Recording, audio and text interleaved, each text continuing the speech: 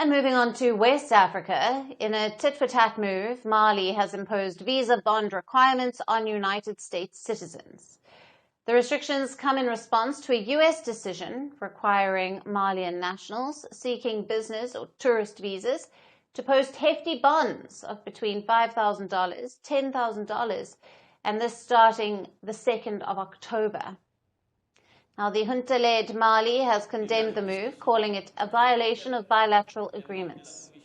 The military government said the US program breaches a 2005 accord guaranteeing long-term visa access between the two nations.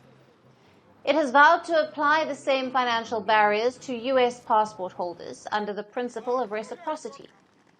The military government stated that Mali has long cooperated with the United States in the fight against irregular migration with respect for law and human dignity. However, it said the new measure was necessary to ensure fair treatment of Malian citizens. Mali is among 7 African countries facing the visa bond requirement under a year-long pilot scheme introduced by the US State Department, targeting nations with high visa overstay rates. Others include Mauritania, Sao Tome and Principe, Tanzania, Gambia, Malawi, and Zambia. Now, travelers subject to the bonds must pay upfront through a US Treasury portal and can only enter or exit through 3 designated airports. The money is refunded if visitors leave on time, but forfeited for overstays or asylum applications.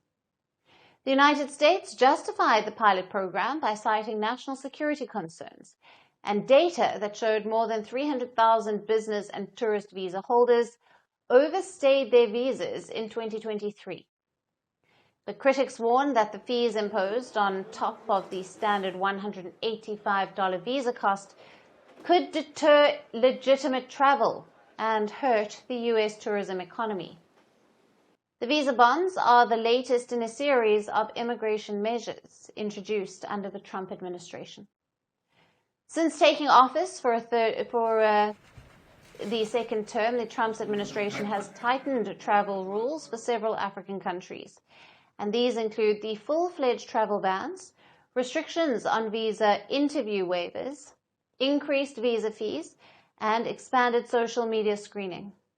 African nations are also being pressured by the Trump administration to accept deportees, including some who are not from their own countries. Several governments, including South Sudan, Eswatini, Rwanda, Ghana, and Uganda, have accepted expelled migrants in exchange for payments or political concessions. Meanwhile, Burkina Faso had all visa services suspended at its US embassy, this after refusing Washington's demand to accept third-country deportees, forcing applicants to travel to neighboring Togo for a US visa. Other nations have also hit back. Chad, in June, suspended visas for US citizens in response to the travel ban, while Namibia, in April, imposed visas on non-reciprocating countries. Now Mali is joining the list, signals that more African nations are now pushing back against US visa restrictions. Want the facts? The latest developments? News that gets straight to the point. Well, we've got all 3 just for you. This is Firstpost Live, a brand new show, your window into what really matters. Don't miss it.